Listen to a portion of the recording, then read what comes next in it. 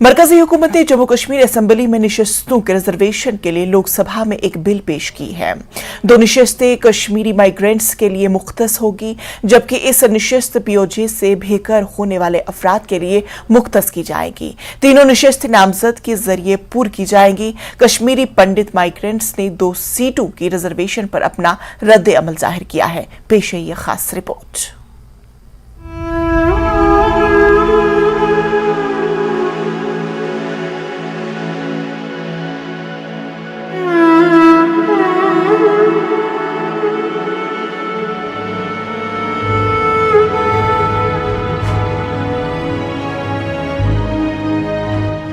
नब्बे की दहाई के अवाइल में कश्मीरी दहशतगर्दी की वजह से अपने आबाई इलाकों से बेघर होने के बाद कश्मीरी माइग्रेंट्स को समाजी और सियासी महाजों पर मुख्तलिफ मसाइल का सामना है। उनकी आवाज सुनने और उनके मसाइल के हल के लिए कश्मीरी पंडित माइग्रेंट्स ने पार्लियामेंट और जम्मू कश्मीर असेंबली दोनों में सियासी रिजर्वेशन का मुतालबा किया।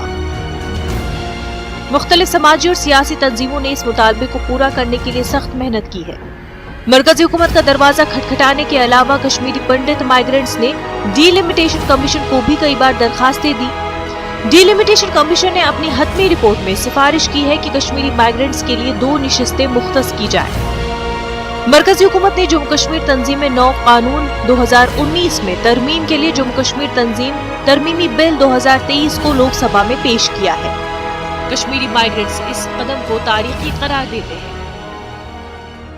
पॉलिटिकल पार्टीज़ ने कभी प्रयास नहीं किया है कि कश्मीरी पंडितों के नुमाइंदों को जगह दी जाए, उनकी आवाज़ सुनी जाए।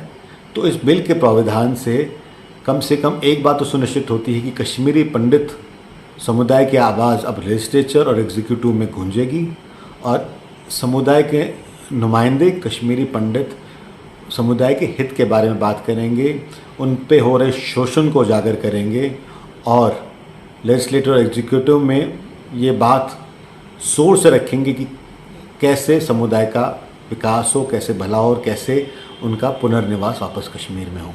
कश्मीरी पंडितों की सोशल एग्जिस्टेंस को पॉलिटिकल रिकॉग्निशन प्रदान हुई है।